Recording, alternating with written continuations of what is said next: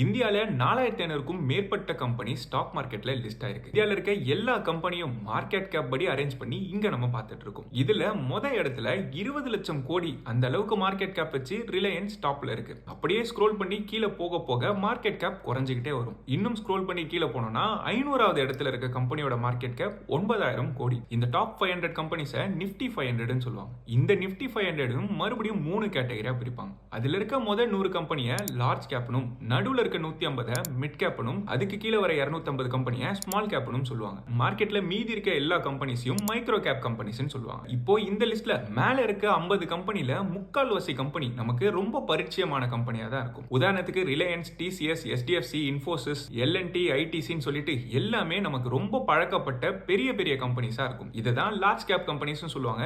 இதுல 50 கம்பெனியை மட்டும் நிஃப்டி 50 சொல்லுவாங்க. இந்த நிஃப்டி 50 தான் இந்தியாவிலேயே ரொம்பவுமே பாப்புலரான இண்டெக்ஸ்னே சொல்லலாம். இன்ஃபேக்ட் டெய்லி நியூஸ்ல நிஃப்டி ஏறி இருக்கு, சென்செக்ஸ் ஏறி இருக்குன்னு சொல்லுவாங்க. சென்செக்ஸ்னா முதல்ல இருக்க 30 கம்பெனியும், நிஃப்டின்றது முதல்ல இருக்க 50 கம்பெனியும் குறிக்குது. இந்த நிஃப்டி 50 ரொம்ப பாப்புலரா இருக்கிறதுனால அதுல இருக்க இண்டெக்ஸ் ஃபண்ட்ஸ்ல நிறைய பேர் இன்வெஸ்ட் பண்ணிட்டு வருவோம். இந்த நிஃப்டி 50யோட பாஸ்ட் 28 இயர்ஸ் டேட்டாவை தான் இங்க நம்ம பார்த்துட்டு இருக்கோம். அதுவும் 15 வருஷ சிஏஜிஆர் ரோலிங் விண்டோல நம்ம பார்த்துட்டு இருக்கோம். 1996ல இருந்து 15 வருஷத்துக்கு எவ்வளவு ரிட்டர்ன்ஸ் பார்க்கிறோம். அதுக்கு அடுத்தது 97ல இருந்து எவ்வளவு ரிட்டர்ன், 98ல இருந்து 15 வருஷம் கழிச்சு என்ன ரிட்டர்ன், 99, 2000 சொல்லிட்டு ஒவ்வொரு வருஷத்துக்கும் ரோலிங் ரிட்டர்ன்ஸா எவ்வளவு 15 வருஷ சிஏஜிஆர் வந்திருக்குன்றத இங்க பார்த்துட்டு இருக்கோம். இந்த 15 வருஷ பீரியட்ன்றது ஓரளவுக்கு லாங் டர்ம் பீரியட்னே சொல்லலாம். அதனால தான் இந்த டேட்டாவை நம்ம ஸ்பெசிஃபிக்கா பார்த்துட்டு இருக்கோம். இந்த ரிட்டர்ன்ஸ் எல்லாத்தையும் பார்க்கும்போது ஒரு 15 வருஷ பீரியட்ல 12% கொடுத்திருக்கு, இன்னொரு பீரியட்ல 13, இன்னொரு பீரியட்ல 14ன்னு சொல்லிட்டு ஏறத்தாழ 15 வருஷ பீரியடுக்கு ஆவரேஜா ஒரு 13 இல்ல 13% கொடுக்கும்ன்றதை நம்ம அஸ்யூம் பண்ணிக்கலாம். இப்போ நிஃப்டி 50 மாதிரி நிஃப்டி லார்ஜ் மிட் கேப் 250 இண்டெக்ஸோட ரிட்டர்ன்ஸை நம்ம இங்க பார்ப்போம். இதுல ஷார்ட் டர்ம் ரிட்டர்ன்ஸ் எல்லாத்தையுமே நம்ம இக்னோர் பண்ணிடுவோம். 5 வருஷம், 7 வருஷம், 10 வருஷம், 15 வருஷம் இல்ல சின்ஸ் இன்செப்ஷன் சொல்லிட்டு 20 வருஷ டேட்டாவும் நம்ம கிட்ட இருக்கு. இந்த டேட்டாவை பார்க்கும்போது லாங் டர்ம்ல 15%க்கும் மேல ஒவ்வொரு வாட்டியுமே எல்லா லாங் டர்ம் பீரியட்லயுமே இது ரிட்டர்ன்ஸ் கொடுத்திருக்கு. நிஃப்டி 50 ஆவரேஜா 13% கொடுத்ததுன்னு பார்த்தோம். இங்க 15%க்கு மேல வந்திருக்கு. நிஃப்டி 50க்கும் லார்ஜ் மிட் கேப் 150க்கும் 2% தான் டிஃபரன்ஸ் இருக்கு. இந்த 2%ன்றது சிக்னிஃபிகன்டானதா இல்லையான்னு புரிஞ்சுக்கணும்னா அதுக்கு ஒரு எக்ஸாம்பிள் எடுத்துப்போம். 20 வருஷத்துக்கு மாசம் 25,000 ரூபாய் எஸ்ஐபி பண்ணிட்டே வரீங்க. 13% எக்ஸ்பெக்டேஷன் போட்டீங்கன்னா 3 கோடி ரூபாய் நம்மளால சேர்த்துக்க முடியும். அதே 20 வருஷத்துக்கு 15.6% ரிட்டர்ன் ரேட் போட்டுருந்தோம்னா 4 கோடி ரூபாய் வந்திருக்கும். இந்த இடத்துல டிஃபரன்ஸ் மட்டுமே 1 கோடி ரூபாய். சோ 2%ன்றது 1 கோடி ரூபாய்ன்ற அளவுக்கு டிஃபரன்ஸை நம்மளோட ரிட்டர்ன்ஸ்ல ஏற்படுத்தும்ன்றது தான் இந்த டேட்டா நமக்கு காட்டுது. லார்ஜ் மிட் கேப் 250 இண்டெக்ஸ்னா என்ன, எதனால அதுல அதிகமான ரிட்டர்ன்ஸ் வருது, அதுல இன்வெஸ்ட் பண்றதுக்கு முன்னாடி நம்ம பார்க்க வேண்டிய விஷயங்கள் என்னென்ன, அதுல இன்வெஸ்ட் பண்றதுக்கு இருக்க ஆப்ஷன்ஸ் என்னன்றதை டீடைல்டா இந்த வீடியோல பார்ப்போம். வணக்கம், என் பேர் பூசன், இந்த சேனல் ஃபினான்ஸ் பூசன். முதல்ல இந்த நிஃப்டி லார்ஜ் மிட் கேப் 250 இண்டெக்ஸ்னா என்னன்றதை புரிஞ்சுக்க ட்ரை பண்ணுவோம். இந்தியால இருக்க டாப் 100 கம்பெனிஸை லார்ஜ் கேப்னு சொல்லுவாங்க. அதுக்கு அடுத்து வர 150 கம்பெனியா மிட் கேப்னு சொல்லுவாங்கன்றத ஆரம்பத்துல பார்த்திருந்தோம். இந்த ரெண்டுத்தையுமே 50%, 50% சொல்லிட்டு ஈக்குவல் ப்ரொபோர்ஷன்ல வச்சிருக்கிறது தான் இந்த லார்ஜ் மிட் கேப் 250 இண்டெக்ஸ். யூசுவலா பிராட் மார்க்கெட் இண்டெக்ஸ் எல்லாமே மார்க்கெட் கேப் வெயிட்டேஜ் படி தான் கன்ஸ்ட்ரக்ட் பண்ணுவாங்க. உதாரணத்துக்கு நிஃப்டி 100 இண்டெக்ஸ்னா முதல் 100 கம்பெனியை அப்படியே எடுத்துட்டு போய் லிஸ்டா வச்சுக்கோங்க. அதுல ஒவ்வொரு கம்பெனிக்கும் ஒவ்வொரு மார்க்கெட் கேப் வெயிட்டேஜ் இருக்கும். ரிலையன்ஸுக்கு 10%, டிசிஎஸ்க்கு 9%, எஸ்டிஎஃப்சிக்கு 8% சொல்லிட்டு நம்மளோட இன்வெஸ்ட்மெண்ட்ஸை இண்டெக்ஸோட டிஸ்ட்ரிபியூஷனை இந்த வெயிட்டேஜ் படி தான் கன்ஸ்ட்ரக்ட் பண்ணிருப்பாங்க. இப்போ நிஃப்டி 100ல இந்த மாதிரி வெயிட்டேஜ் போட்டோம்னா 50 கம்பெனி மட்டுமே 80% வெயிட்டேஜை பிடிச்சிருக்கும். அப்படின்னா என்ன அர்த்தம், 50 கம்பெனி மட்டும் 80% வச்சிருந்தா மீதி இருக்க 50 கம்பெனிக்கு வெறும் 20% தான் கிடைச்சிருக்கு. நிஃப்டி 100ல இன்வெஸ்ட் பண்ணா கிட்டத்தட்ட 80% நம்ம நிஃப்டி 50ல இன்வெஸ்ட் பண்றதுக்கு தான் சமம். மீதி இருக்க 50 கம்பெனில சிக்னிஃபிகண்டா நம்மளோட இன்வெஸ்ட்மெண்ட் போய் சேராது. இந்த ஒரு ஆஸ்பெக்ட்ல ரொம்ப ஸ்பெஷலானது தான் இந்த லார்ஜ் மிட் கேப் 250 இண்டெக்ஸ். இதுல மொத்த 250 கம்பெனியும் மார்க்கெட் கேப் வெயிட்டேஜ் படி அரேஞ்ச் பண்ணிருந்தா அதே மாதிரி 50 கம்பெனிக்கு நிறைய வெயிட்டேஜ் போயிட்டு மீதி இருக்க 200 கம்பெனிக்கு கம்மியான வெயிட்டேஜ் தான் கிடைச்சிருக்கும். அதுக்கு ஆல்டர்னேட்டிவா முதல் 100 கம்பெனிக்கு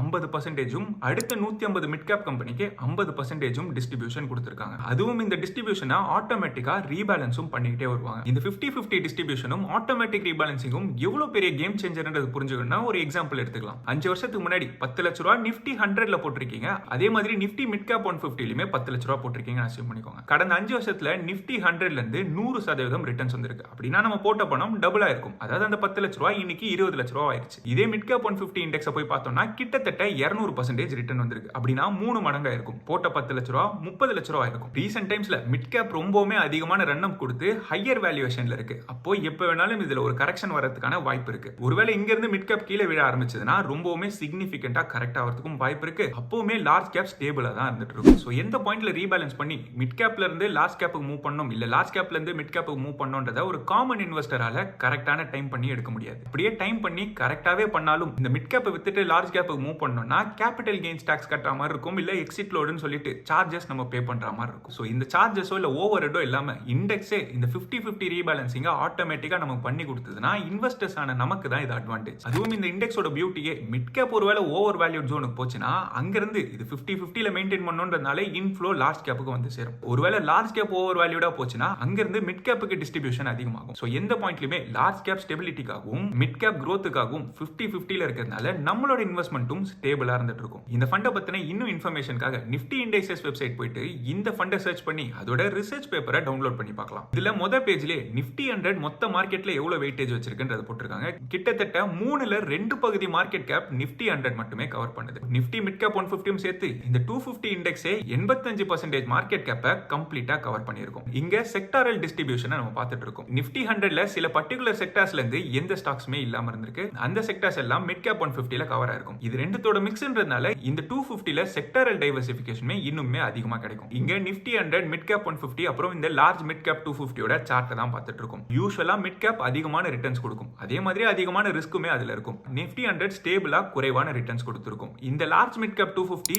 ரெண்டுத்துக்குமே நடுவுல வரும். இந்த டேபிள பார்த்தாலுமே ஷார்ட் டர்மா இருந்தாலும் சரி லாங் டர்மா இருந்தாலும் சரி நிஃப்டி 100க்கும் நிஃப்டி மிட் கேப் 150க்கும் நடுநிலையான ஒரு ரிட்டர்ன்ஸ் லார்ஜ் மிட் கேப் 250 கொடுத்திருக்கும். இங்க ஒவ்வொரு வருஷமும் இந்த மூணு இண்டெக்ஸும் என்ன ரிட்டர்ன்ஸ் கொடுத்திருக்குன்றத பார்த்துட்டு இருக்கோம். மோஸ்ட் ஆஃப் த கேசஸ்ல நிஃப்டி 100 விட அதிகமான ரிட்டர்ன்ஸ் தான் லார்ஜ் மிட் கேப் 250 கொடுத்திருக்கு. இன்ஃபேக்ட் சில பர்டிகுலர் கேசஸ்ல மிட் கேப் 150 விடவும் அதிகமான ரிட்டர்ன்ஸ் இதுல இருந்து கிடைச்சிருக்கு. சோ இதோட பியூட்டியே ஏதோ ஒரு இண்டெக்ஸ் ரொம்ப அதிகமா விழுந்திருக்கும் போது இந்த லார்ஜ் மிட் கேப் 250 அந்த அளவுக்கும் விழுந்திருக்காது. அதே மாதிரி ரொம்ப அதிகமா வளர்ந்தாலும் அந்த அளவுக்குமே இது வளராம நடுநிலையா வளர்ந்துட்டு வரும். அதை விட இன்ட்ரெஸ்டிங்கான ஒரு விஷயம் 5 வருஷத்துக்கு மேல இதுல இன்வெஸ்ட் பண்ணிட்டு வந்தா நிஃப்டி 100 விட கண்டிப்பா அதிகமான ரிட்டர்ன்ஸ் தான் இது கொடுத்திருக்கு. இந்த டேபிள பார்த்தா நமக்கு அது கிளியரா புரியும். 5 வருஷ பீரியட்ல டெய்லி ரோலிங் ரிட்டர்ன்ஸா கணக்கு போட்டாலும் கிட்டத்தட்ட 99% டைம்ஸ் நிஃப்டி 100 விட அதிகமான ரிட்டர்ன்ஸ் கொடுத்திருக்கு. இதே 7 வருஷம் 10 வருஷ பீரியட்ல 100% டைம்ஸ் நிஃப்டி 100 விட அதிகமான ரிட்டர்ன்ஸ் கொடுத்திருக்கு. 2 வருஷத்துக்கு முன்னாடி வரைக்கும் இந்த இண்டெக்ஸ்ல இன்வெஸ்ட் பண்றதுக்கு எந்த ஆப்ஷனுமே கிடையாது. இன்னைக்கு இந்த இண்டெக்ஸ்ல இன்வெஸ்ட் பண்ணா 2 ஃபண்ட் ஹவுஸ் அதுக்காக ஃபண்ட்ஸ் வச்சிருக்காங்க. ஒன்னு எடில்வைஸ்ல இருந்தும் இன்னொன்னு ஜீரோதால இருந்தும் கிடைக்குது. இன்ஃபேக்ட் ரெண்டுத்துல எதுல இன்வெஸ்ட் பண்ணாலும் நமக்கு அதே ரிட்டர்ன்ஸ் தான் வரும். ஆனா இந்த பாயிண்ட்ல எடில்வைஸோட எக்ஸ்பென்ஸ் ரேஷியோ ஜீரோதாவை விட கொஞ்சம் குறைவா இருக்கு. அதனால அது கொஞ்சம் அட்ராக்டிவான பொசிஷன்ல இருக்குன்னு சொல்லலாம். பட் இந்த எக்ஸ்பென்ஸ் ரேஷியோன்றது டைனமிக்கான ஒரு விஷயம். 3 மாசத்துக்கு ஒரு வாட்டி மாத்திட்டு தான் இருப்பாங்க.